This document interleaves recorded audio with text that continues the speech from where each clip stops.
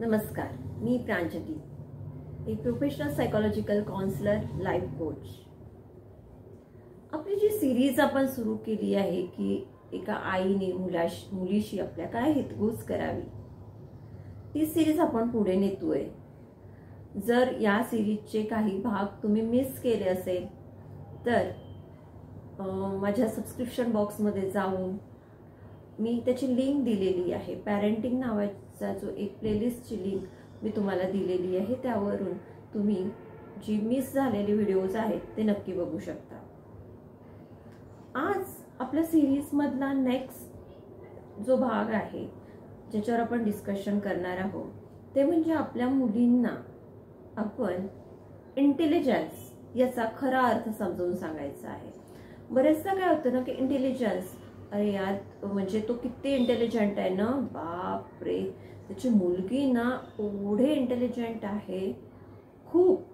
साधारणतः आपल्या इकडे होतं काय की इंटेलिजन्स याचा अर्थ आपण काय करतो की अकॅडमिक ज्याला जास्त मार्क्स पडतात तो खूप इंटेलिजन्स आहे असं म्हणतो, परंतु खरा इंटेलिजन्सचा अर्थ असा होत नाही।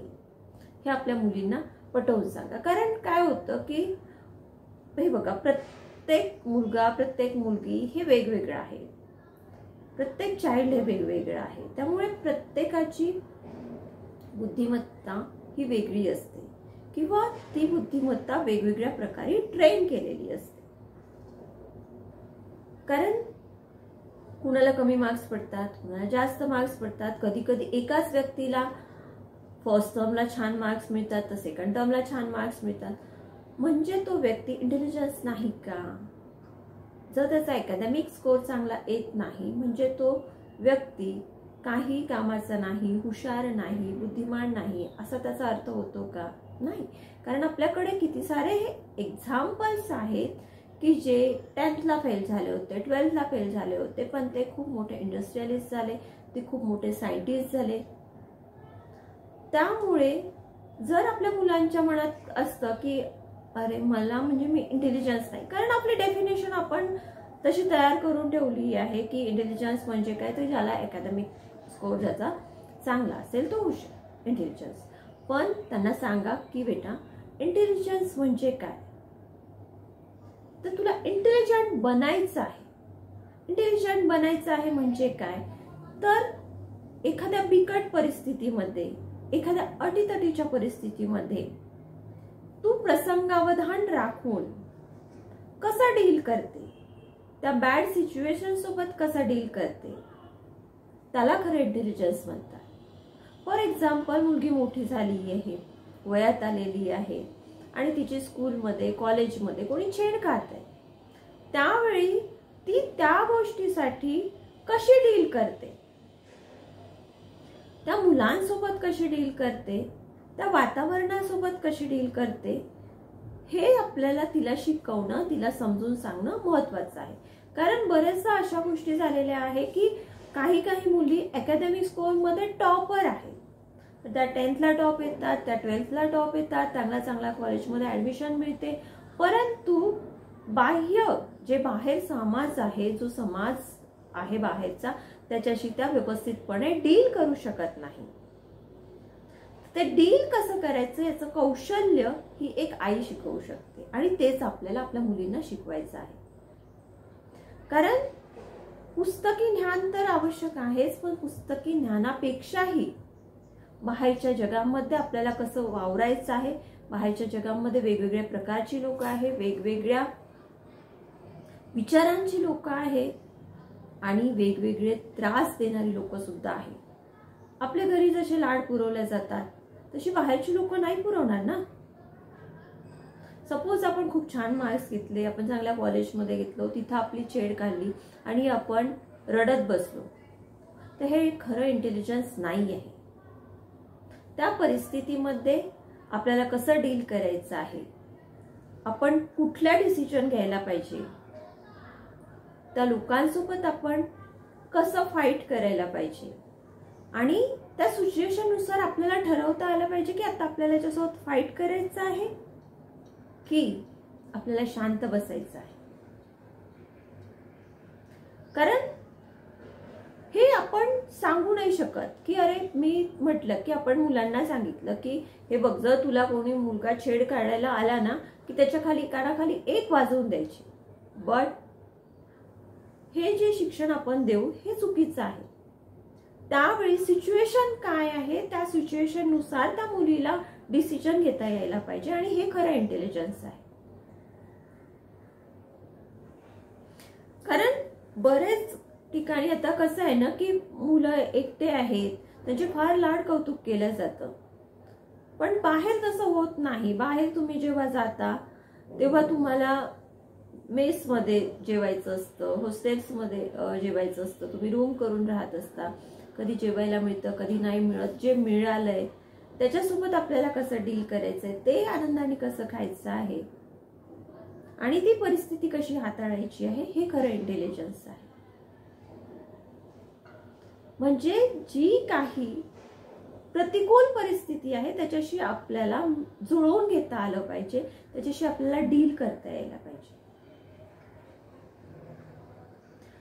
आपण हुशार होतो, पण आपल्याला कमी मार्क्स मिळाले समोर आपण ऍडमिशन घेतल्यावर.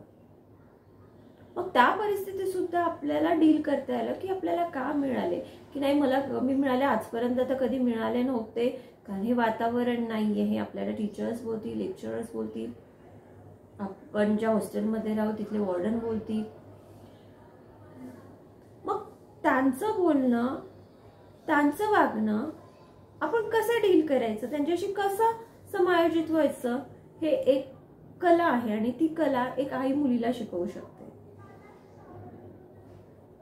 आपल्या मुलांना आपल्याला फ्रस्ट्रेट होऊ द्यायचं नाहीये. त्यांना या बाहेर जो समाज आहे या समाजाशी कोप अप होण्यासाठी जे काही कौशल्य लागतं, जे काही स्किल लागतं, ते स्किल आपल्याला आपल्या मुलीला देणं गरजेचं आहे.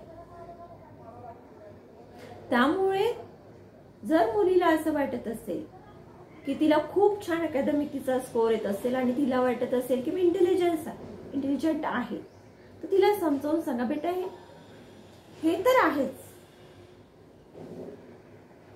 पण तुला व्यावहारिक ज्ञान येणं सुद्धा गरजेचं आहे. आणि ते व्यावहारिक ज्ञान कसं मिळवायचं, कसं कोप अप करायचं प्रत्येक सिच्युएशनला, हे एक आईपेक्षा कुणीही शिकवू शकत नाही. कारण हे शिक्षण शालेय शिक्षण नाहीये.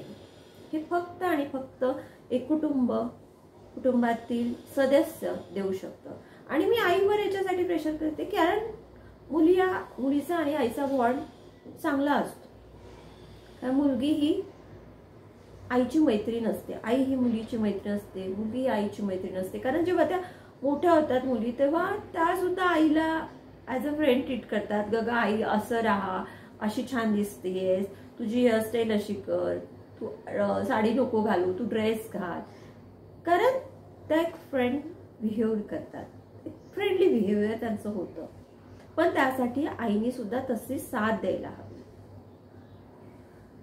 त्यानंतर तिला सांगायला हवं समजून की बघ बेटा की कॉन्फिडंट राहा. कारण कॉन्फिडंट राहणं खूप आवश्यक आहे. जर तुझ्या मनाविरुद्ध कोणी काही करत असेल, तुला त्रास देत असेल, तर तुला नाही म्हणता यायला हवं. म्हणजे काय, सपोज एक लेक्चरर आहे, कॉलेजमध्ये मुलगी गेली आहे, रूमवर राहतीये, हॉस्टेलवर राहतीये आणि तिथला एखादा स्टाफ आहे, तो स्टाफ तुझ्याकडे जर चुकीच्या नजरेने बघत असेल किंवा तुला चुकीच्या पद्धतीने टच करायचा प्रयत्न करत असेल, तर तुला त्यावेळेस कॉन्फिडेंटली नाही, नो म्हणता यायला हवं. या गोष्टी मुलीला शिकवणं गरजेचं आहे. कारण जोपर्यंत तुम्ही तिला या जगाशी शिकवणार नाही की जेव्हा जी काही अशी घाणेरडी प्रवृत्तीची लोक, विकृत प्रवृत्तीची लोक समोर येणार, त्यावेळेस तुला नाही म्हणता यायला हवं. तुला मुळमुळ रडत बसायचं नाहीये, मुळमुळ रडायचं नाहीये. आणि नाही म्हणून त्यानंतर काय ऍक्शन्स घ्यायच्या याचं सुद्धा नॉलेज आपण आपल्या मुलीला आपल्या पद्धतीने देण्याचा प्रयत्न करा. प्रत्येक आईचं वेगवेगळं पद्धत असू शकते, तर आपण वेगवेगळ्या पद्धतीने देऊ शकतो. त्यामुळे आपण आपल्या मुलीसोबत रोज कमीत कमी 15 मिनिटं तरी संवाद साधणं गरजेचं आहे. ऑफकोर्स तुम्ही म्हणाल की आम्ही रोजच संवाद साधतो, मुलगी घरी असते, मी घरी असते, संवाद तर हा होतोच, पण प्रॉपर संवाद व्हायला. प्रॉपर संवाद म्हणजे काय, तर तुम्ही आणि मुलगी, फक्त तुम्ही आणि मुलगी एकत्र रूम मध्ये बाहेर एखाद्या निवांत ठिकाणी जाऊन गप्पा करा. वॉक करताना गप्पा करा.